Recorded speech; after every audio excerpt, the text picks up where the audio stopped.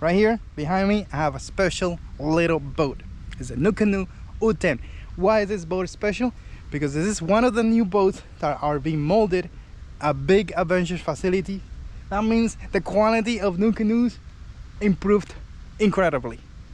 And so far, I've been putting this thing through a lot of tests and it hasn't disappointed. But what I want to do right now is give you a complete walkthrough of the boat. And right now it's fully loaded, like I have everything in there. But as I mentioned things, I'm gonna show you B-roll of it. Let's start here at the bow. Let's address the elephant in the room. Guys, this is the SI3 unit. And you should totally not buy it because that motor is very dumb. It's supposed to be a GPS smart trolling motor, but the programming totally sucks. What do I recommend instead? Buy the auto boat. With the auto boat adapter, you can make dumb trolling motor super smart. Smarter than this, because you have an app that you could put troughs and things. And guess what, guys? You could save 5% by using coupon code ALIEXFOLGUEIRA. It's gonna be here on the screen. So do not buy dumb smart trolling motors. Buy dumb trolling motors and smart GPS adapter auto boat. Anyways, what I'm showing you here is what you can do in the bow. You can put a plate. NuCanue sells it. You can make your own, and you can remove the handle, put the plate in, and put a bow mounted trolling motor and make the kayak a mean fishing machine. That's awesome. Right here, you see that? That's an access plate right there to raw wires. Let's say you don't want the wires like I have them exposed like that. You could run it through, put the battery in the back, you should, and then you have a clearer setup. Now, when you open that little plastic thing right there, it's sealed. Like there's no cutouts. You're gonna have to cut into the body yourself. But once you do the cutouts, you could just go ahead and put that plate in. It has a little gasket, so it's gonna make it watertight. So that is very special, and it's a great idea that NuCanue did that they didn't just do the hole, that they allow you to decide whether you want the hole or not. So moving forward, we see here gear tracks. Look at that, gear tracks galore. The seat is on a gear track system. You can move forward and back, and you have gear tracks on the sides, on the gunnels, to put your camera mounts or flags or whatever the heck you want to put in there. That's very special. Oh, rod holders, of course, and or clicks right there, like that one. We see here that you have two more of those access plates. Again, they're solid. There's no cutouts. You're gonna have to make it, but at least they're there if you want to route wiring, power for your fish finders and other stuff. In here, as you can see, that's what NuCanue calls the tarpon drainage system, and it's special and it works. I tested it. I run a super powerful motor right there on the back, and the water just got out of this boat like there's no tomorrow. I would even call this a river boat because it's tiny. It paddles very well up to that 4 miles an hour, and it drains quickly. If your river is faster than 4 miles an hour, get something else. Anyways, going back to this, you see that there? It comes in with a pulley installed from the factory and the holder, the cleat that holds the cable. And you do that in case you have on the back, for example, you have a motor like I do, or you have a rotor, or you have the people drive system, or whatever the heck you have on the back that you want to lift up. It already comes pre-set up with that. That is super special. If we move here to the middle, you can see those little things right here. They are designed to take the measuring board. So if you're a tournament angler and you want to store, not store, I would say, like you want to measure your fish properly, it will fit in there. There's no warping. There's not like warping the board a little bit so the fish is bigger. No, that you could just put it in there and it will work perfectly fine, and you're right there ready to take the photo. You have two sizes. Moving forward, we got the seat, but the seat I'm gonna leave for later because the seat is nice. In the middle right here, we got handles that double as paddle holders. They're amazing in idea. Execution, not so amazing. Why? Because that paddle you see there fell today, and I had to go back and get it because the wave hit it and it removed it from there. Because it's super easy, because this thing is soft, right? I mentioned this a while ago, like maybe they should make it stronger. I don't know, whatever. The point is, what you should do instead is maybe have it like that, but attach a bungee cable or something to it, or a paddle each, in case it falls in the water. You're gonna be able to recover it, because it has fallen several times. It just now doesn't hold it very well. The handles are nice though, because they're right there in the middle. You could easily put this on the bed of your truck, because it's only 11 feet long, right? 10 and a half. and you could just tie it down really nicely. I'm gonna give you a list of specs later. Now moving forward, or stay in the middle, you got those cup holders that you see there, and they put this little notch thingy there that still allows water to drain out, but it prevents things like lures and stuff from going away from there and hitting the deck of the boat and falling off through this copper hole. So that's brilliant. Moving forward here, we see nice cutouts. They did this so you could use it to store your rods. You put your rod butt here, the reel goes in here. Depending on the size of the reel and the shape, you gotta, you know, make it work, but it does work. It's a cool idea. I put about 6 rods in this boat, like I laid them down perfectly. You see that one, how it's laid down over there, and it does work. You got like 1, 2, 3 cutouts there for rods, and then if you look underneath the seat, you have little cutouts for the butt of the rods, and it does work. It's not a gimmick. You could literally lay down all your rods in a safe space. If you're fishing areas like this where you have a lot of vegetation, mangroves, whatever, trees, you don't want to have the rod sticking out like that.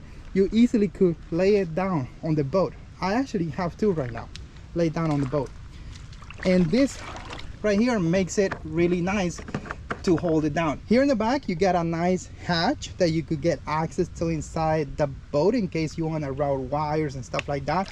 You have 2 flush mounted rod holders that are perfectly going that way, but my only issue with it is that, look at those 2 rods.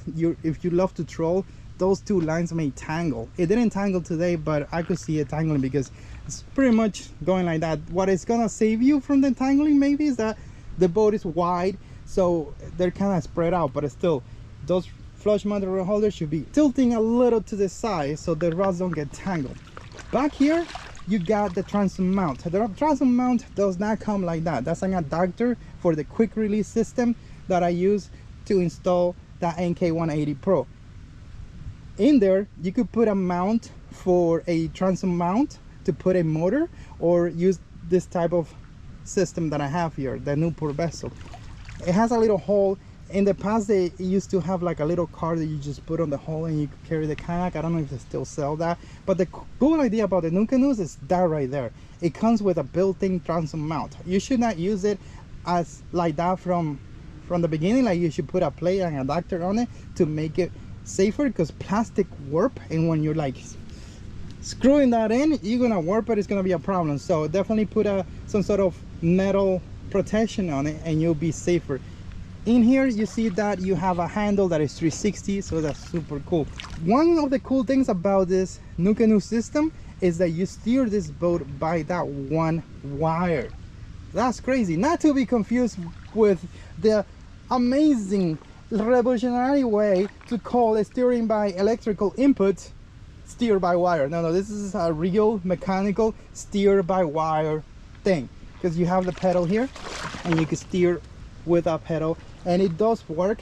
One of the issues that I have encountered is that if you turn too fast to one side and you go in speed, it's gonna be kind of difficult to push that steering device back to where it needs to go. So you may want to slow down the power to the motor and then steer and then just go again. It takes you literally a second to adjust, but keep that in mind. Now, the boat itself do not come with a lot of the stuff that you see here. It does come with the seat and the boat. That's it, right? You don't have any of the fancy accessories, the adapter on the back, the batteries, none of that. Oh yeah, of course the pulley and the cleat is included, but nothing else. MSRP today is $1,599, and I think that is a special buy at that price, because you have a 10-foot boat that you're able to do anything you may want to do to a kayak. You're able to put a rear motor, put a bow motor, put a combination of the both. You could even take a 3-horsepower engine electric on the back and have no problems. Of course, you do have to manage the weight on the boat. Like, the way that I have it set up today is not the best, because with that battery in the front, even though it's only like 20 pounds, 30 pounds or so of the motor, and you have this thing going, it does bring the bow down a little bit. Not to the point that you're gonna flip, but you're gonna take in a lot of water and you don't want that. So I recommend that what you do is you get that battery and get a Yak Attack battery box and put it right there on the back. Yes, you're gonna lose a little bit of speed with that motor in the rear, but hey, it's gonna be a safer ride. It's gonna be a drier ride, and you're not gonna get worried about stuff happening. Plus you have the deck open in the front to do whatever the heck you need to do, like maybe put a cooler fish bag or whatever you want to use it for. So I definitely recommend that you do that. Again, it's kind of like a little boat, but it paddles nice. It's easy to carry, it's easy to handle off and on the water, and that makes it very special. It's made here in America and it's really nice. The seat is 360, guys. Look at this.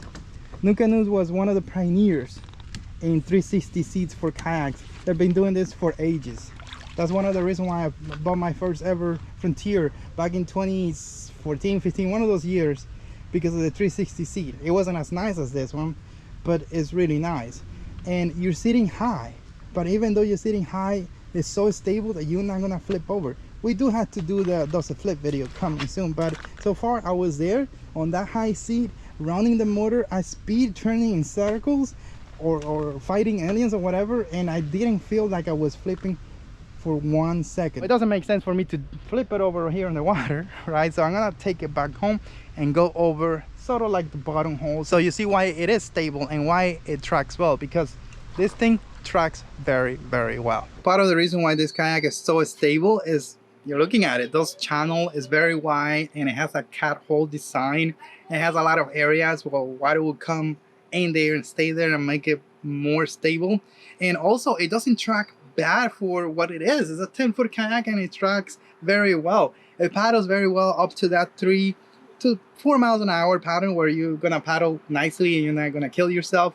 But if you want to go over that 4 miles an hour, 4.5 maximum, I would say, you're gonna have to work for it because it's a 10-foot kayak and super wide. But you don't have to go crazy. You don't have to kill yourself. That's really nice. It has 5 scoper holes that makes the drain process really fast and easy. And also it has a giant cavity right there that you can see for transducer. I figure it's about at least 18 inches long of deep area. I mean, it goes out like far. Like you could probably put, depending on the type of transducer, you could probably put a giant transducer there. But for like deep, it's about 18 inches. You should measure it. I mean, like you should measure your transducer and measure this. NuCanue sells some accessories that enables you to bring that transducer into the hole or bring it down